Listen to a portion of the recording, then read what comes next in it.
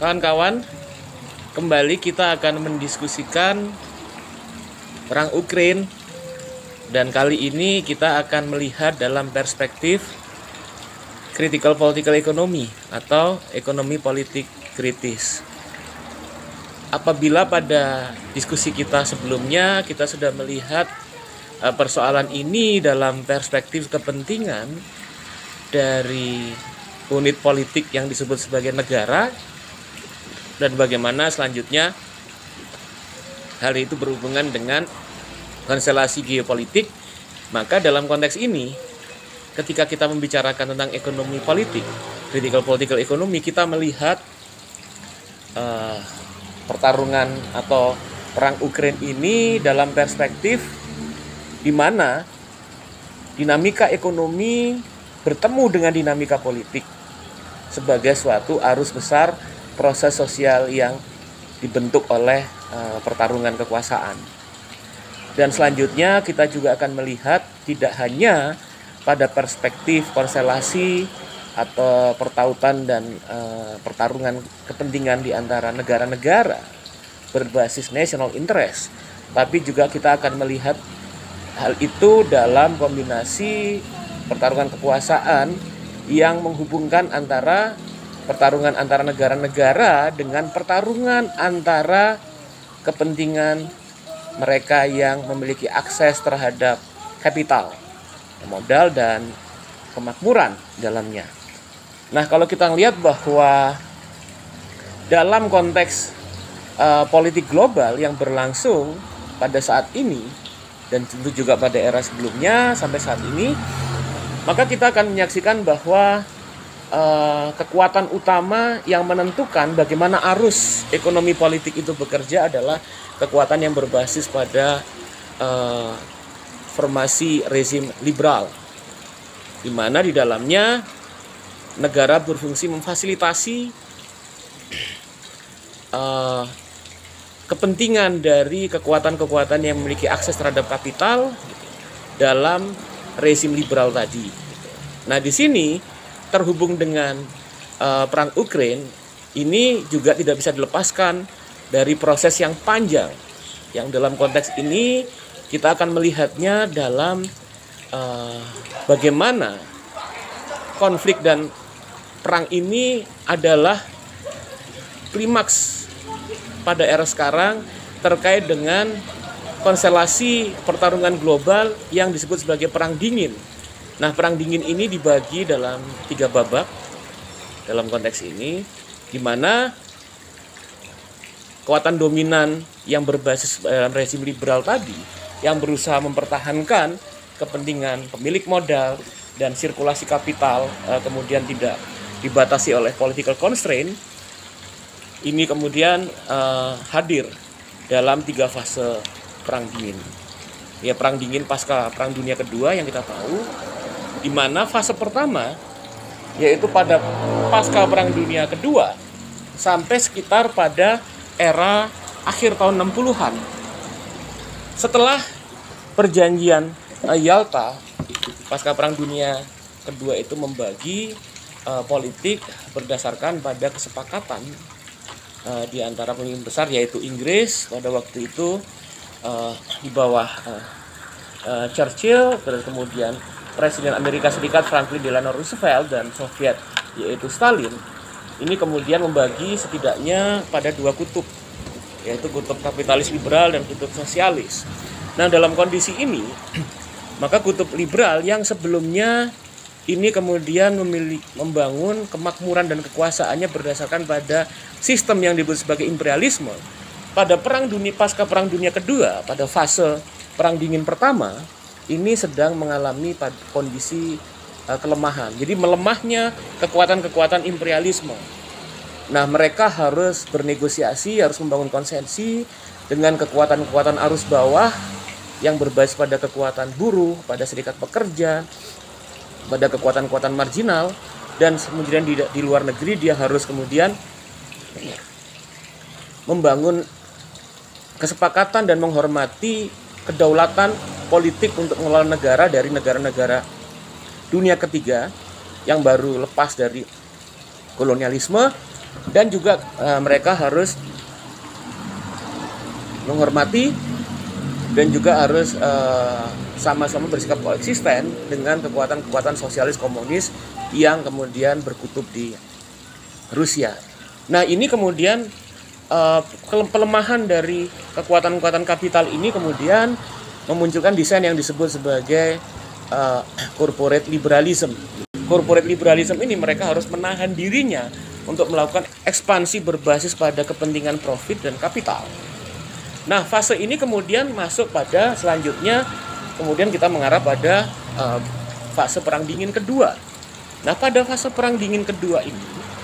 yang diawali, di-trigger juga oleh pertarungan-pertarungan politik pada era-era akhir 60-an,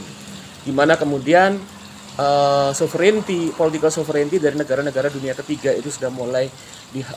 dilemahkan oleh negara-negara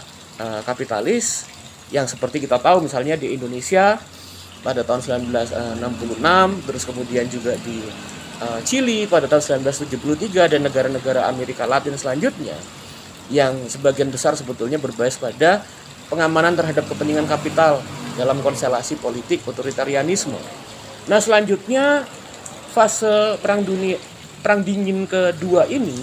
kemudian didorong oleh beberapa problem-problem struktural, seperti naiknya harga minyak, dan juga kemudian di sisi yang lain juga kita melihat bahwa inisiatif-inisiatif untuk membawa kapital melampaui hambatan-hambatan politik yang membatasinya, yang itu kemudian dilakukan misalnya ketika pemerintah Amerika Serikat itu kemudian terutama bank sentralnya itu menaikkan suku bunga sampai 20%, yang memunculkan problem yaitu pengangguran dan juga kemudian naiknya harga-harga dan kemudian memunculkan krisis. Dan pada fase ini, momentum ini, krisis ini kemudian membawa negara-negara kapitalis memiliki alasan untuk kemudian melakukan pelan-pelan penghancuran terhadap desain corporate liberalism dan welfare state. Dan hal ini kemudian mengarah pada mengarah pada proses pembebasan modal dari belenggu-belenggu politiknya yang kemudian kita kenal dengan desain neoliberalisme. Nah, selanjutnya proses ini kemudian berujung pada pelemahan dari negara Soviet dan satelitnya, dan juga kemudian rentetannya sampai ke negara-negara dunia ketiga, di mana dalam momen yang kita tahu seperti kemudian mulai dari runtuhnya tembok Berlin, terus kemudian hancurnya negara Soviet, dan kemudian negara sosialis di Eropa Timur, yang kemudian membawa pada era yang seringkali dikenal sebagai pasca Perang Dingin. Nah, ini sebetulnya adalah akhir dari Perang Dingin Jilid 2, di mana kemudian dalam konteks ini negara Eropa Timur dan Rusia itu pemimpinnya kemudian mendorong inisiatif untuk mengintegrasikan diri dalam globalisasi ekonomi berbasis pada kedaulatan kapital,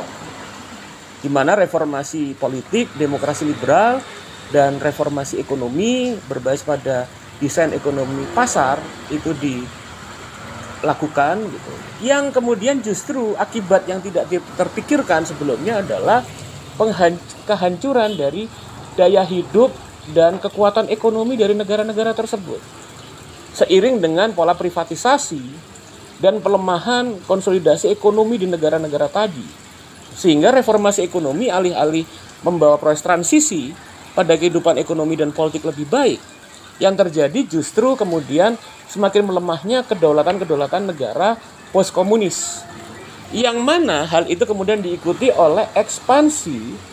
dari NATO dan Amerika Serikat ke negara-negara Eropa Timur. Nah, pada fase ini, ketika negara-negara penantang dari neoliberalisme itu sebelumnya masih belum tampil karena mereka harus mengkonsolidasi dan beradaptasi dengan kondisi baru, sampai kemudian ini membawa pada fase Perang Dingin ketiga. Perang Dingin ketiga sebetulnya masuk pada era setelah kita masuk pada era abad ke-21, jadi belum selesai sebetulnya Perang Dingin ini. Pada abad ke-21 kemudian kita menyaksikan ada kemudian semacam dalam tanda petik banting setir dari negara-negara yang terutama kemudian melihat bahwa reformasi ekonomi berbasis kapitalisme neoliberal dan politik demokrasi liberal yang mereka adopsi ini tidak membawa kepada kebaikan negara mereka. Hal ini kemudian memunculkan tampilnya kekuatan-kekuatan penantang baru seperti Cina yang menjalankan model mix antara tatanan politik sosialisme dan ekspansi berbasis pada kapitalisme dalam konteks ekonomi luar negeri mereka. Dan juga kemudian Rusia di bawah Presiden Vladimir Putin yang pada fase awal kepemimpinannya dia masih hendak sebetulnya mengadopsi reformasi ekonomi pasar dan politik demokrasi liberal, tapi kemudian dia melihat bahwa model seperti itu dan apa yang berlangsung dalam politik internasional justru bertentangan dengan kepentingan ekonomi politik dari Rusia. Sehingga yang dilakukan oleh Putin pada era fase-fase setelah fase awal, fase selanjutnya itulah bagaimana mengkonsolidasikan kembali kekuatan ekonomi politik dari Rusia berbasis pada sumber daya alam, natural resources, terutama gas dan minyak. Nah, dalam proses konsolidasi ekonomi dari Putin inilah untuk mengembalikan kekuatan ekonomi politik dari Rusia, kemudian yang dilakukan itu misalnya dia melakukan rekonsolidasi terhadap penguasaan minyak dan gas dari Rusia. Yang dilakukan misalnya memaksa misalnya perusahaan transnational corporation seperti Shell itu memberikan sahamnya mayoritas kepada Rusia dalam proses eksplorasi gas di Rusia. Juga kemudian hal itu juga berlangsung ketika berhubungan dengan kontrak dengan British Petroleum itu dan perusahaan transnational corporation yang lain. Dan selanjutnya adalah ketika kemudian Putin melakukan pertarungan politik dengan kekuatan-kekuatan oligarki yang sebelumnya tumbuh pada era Boris Yeltsin,